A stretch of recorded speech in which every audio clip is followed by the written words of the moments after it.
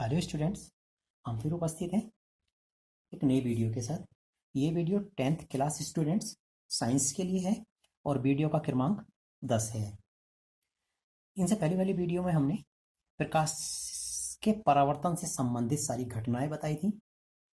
उसमें गोलीय दर्पण आपको पढ़ाया था, परावर्तन मैंने पढ़ाया था, गोलीय दर्पणों के उपयोग मैंने बताए थे और गोलीय दर्पणों द्वारा विभिन्न विभिन्न स्थितियों में किसी वस्तु को रखने पर उनके द्वारा बनने वाले प्रतिबिंबों का विवरण, वर्णन और चित्र सहित आपको व्याख्या करा दी थी। अब परावर्तन से संबंधित जो बातें थी, यानी दर्पण से संबंधित जो बातें थी, वो तो हमारी कंप्लीट हो जाती है।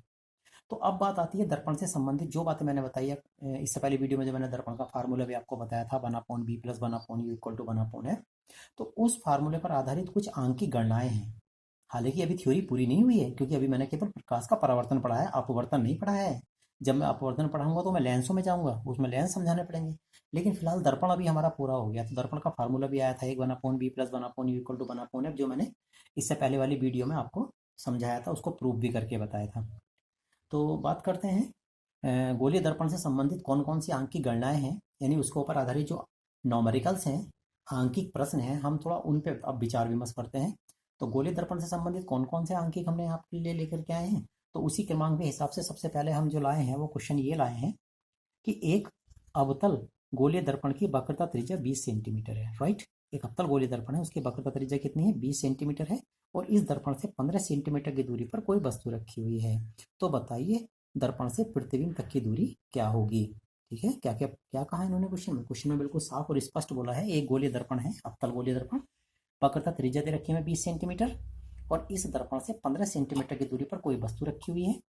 तो बताइए इस दर्पण दर्पण से प्रतिबिंब तक की दूरी क्या होगी। तो देखिए, हमने इससे पहले वाली वीडियो में, जिसने भी आप देखी होगी वीडियो, जिसने वो डेरिवेशन देखा होगा जो हमने किया था, कौन सा वाला, 1/b + 1/u = 1/f।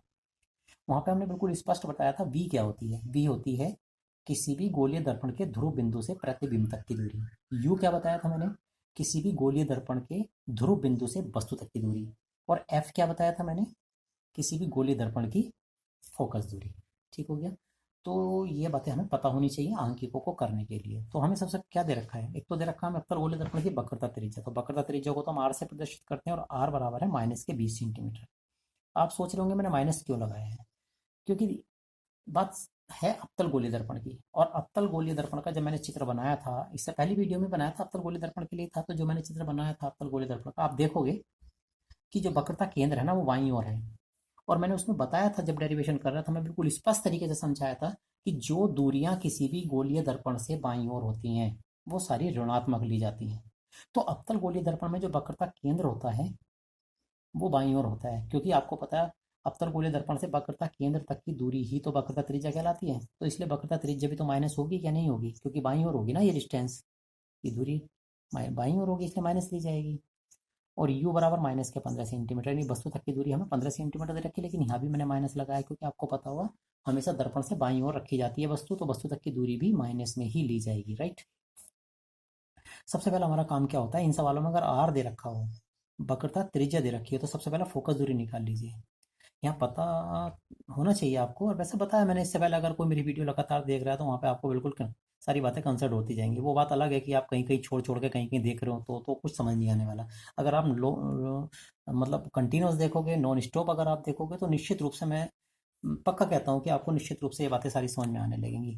तो इससे पहले वाली वीडियो मैंने बिल्कुल स्पष्ट बताया था कि जो वक्रता त्रिज्या होती है ना, वो फोकस दूरी की दुगनी होती है। ये फार्मूला मैं इससे पहले ही बता चुका हूँ, भले ही तुम आज जो पहली बार देख रहे हो तो उसको शायद ये पहली बार दिखाई दे रहा हो, लेकिन इससे पहले मैं बता चुका हूँ।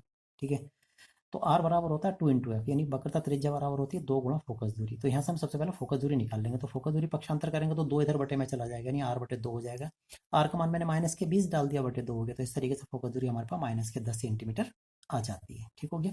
तो फोकस दूरी तो ये आ गई, और वस्तु तक की दूरी मुझे ये दे रखी u का मान। ठीक, और v का मान निकालना है, यानी प्रतिबिंब तक की दूरी निकालनी है। बस अब दर्पण के लिए हम सूत्र लगा देंगे, जो हमने इससे पहले वाली वीडियो में प्रूफ किया था, और वो ये था 1/b + 1/u = 1/f। राइट, तो 1/b b तो निकालना है, माइनस। अब तुम सोच रहे होंगे प्लस की जगह माइनस क्यों हो गया? अरे भैया यू का मान देखो तो सही, यू का मान माइनस है ना, माइनस के 15 है। तो जब माइनस और प्लस क्या होते हैं? माइनस होते हैं, तो 15 हो जाएगा माइनस के, और बराबर 1/f का मान भी -10 है, तो ये आ गया। अब सरल करने के लिए 1/15 को हम जब इधर लेके जाएंगे तो ये माइनस का पद इधर जाने के बाद प्लस हो जाएगा। देख लो, वही हुआ जिसे मैंने बता रहा था। तो 1/b इक्वल टू आ जाएगा माइनस के 1/10 प्लस के 1/15 हो गया। तो 1/b इक्वल टू यहाँ पर लघुत्तम ले लीजिए, 10 और 15 का लघुत्तम तो 30 होता है। तो 10 दिया 30 और 3 ही कहना 3 माइनस के 3 और जमा 15 दूनी 30 और 2 ही कहना 2। ये आप जानते होंगे, हाई स्कूल में आ गए हो तो इतना तो पता ही होगा कि किस तरीके से करके हम लघुत्तम लेकर के भिन्न वाली संख्याओं को जोड़ते हैं। ठीक है, तो ये आ गया हमारे पास माइनस के 3 और जमा के 2। -3 में जब जमा के 2 घटेंगे तो कितना बचेगा, माइनस का 1 बचेगा और बटे में 30 हो जाएगा। तो b बराबर कितना आ जाएगा, माइनस के 30। ऐसे कैसे गुणा कर दो ना इस तरीके से, तो b का ना b बराबर -30 नहीं आ जाएगा, तो b बराबर -30। तो यहाँ पे माइनस का मतलब ये नहीं है कि ये संख्या 0 से छोटी है, माइनस आ रही है तो नहीं।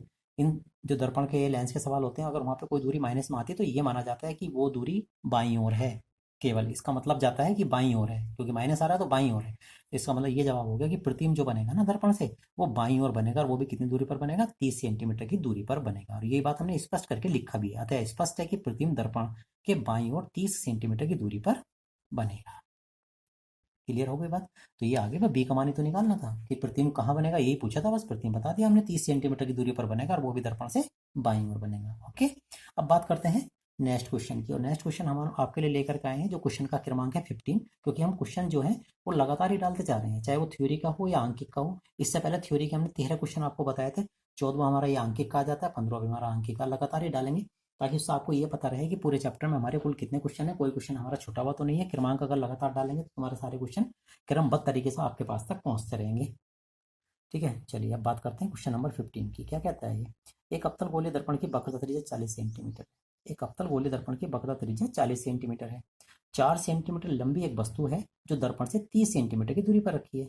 तो प्रतिबिंब की स्थिति बतानी है और उसकी लंबाई भी बतानी है। ठीक है, पहले तो सवाल को समझ लो आप जरा सी बात। देखिए यहाँ पे साफ साफ बोला है, अवतल गोलीय दर्पण की वक्रता त्रिज्या दे रखी है हमें 40 सेंटीमीटर, और वक्रता त्रिज्या ऊपर वाले सवाल में भी दी थी। तो वक्रता त्रिज्या को हम कैसे प्रदर्शित करते हैं, आर से करते हैं। और वक्र अवतल गोलीय दर्पण में जो वक्रता त्रिज्या होती है वो बाईं ओर होती है, इसलिए माइनस का तो लगना ही लगना था। ये बात मैंने ऊपर भी बता दिया आपको, राइट।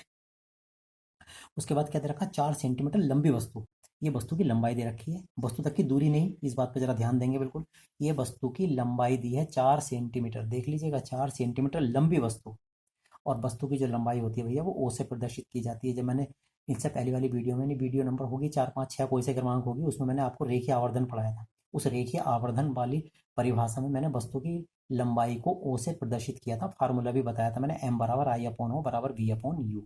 आप लगातार वीडियो देख रहे होंगे तो बिल्कुल समझ गए होंगे कि मैंने कहाँ पे समझाया आपको ये बात। तो वस्तु की जो लंबाई होती है हमेशा ओ से प्रदर्शित करते हैं।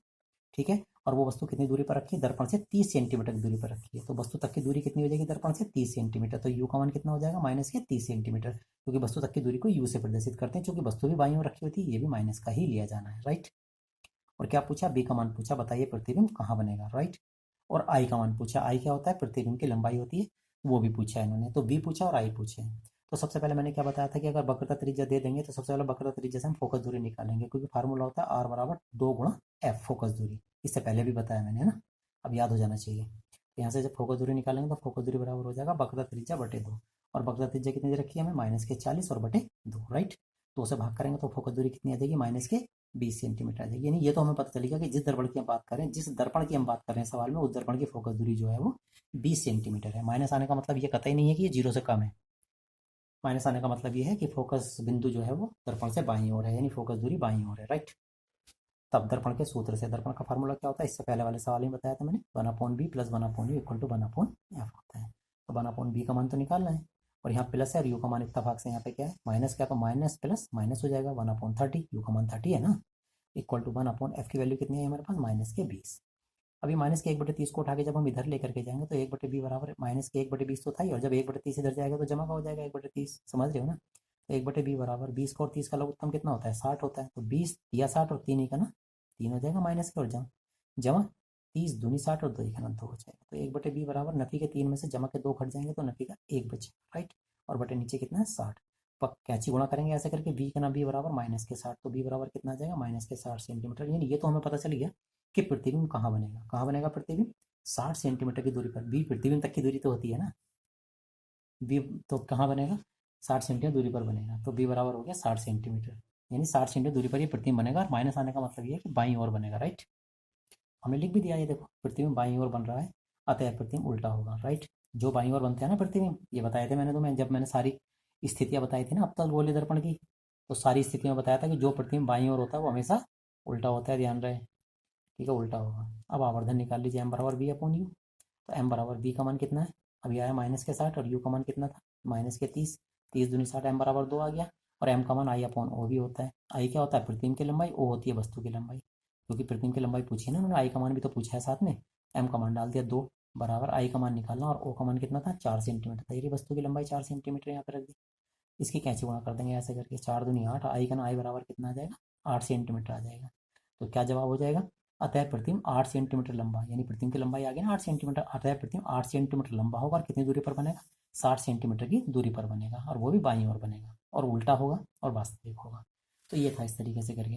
तो इस तरीके से हम इस फार्मूले के आधार पर बड़ी आसानी के साथ ये सारी बातें निकाल लेते हैं जो जो चीज़ें पूछी गई हैं। उम्मीद करता हूँ सवाल समझ में आ गया होगा। अब इसके बाद नेक्स्ट क्वेश्चन के लिए हम नेक्स्ट वीडियो में मिलते हैं। फिलहाल इस वीडियो में इतना ही था। मेरी वीडियो से आप लगातार जुड़ रहे हैं। धन्यवाद।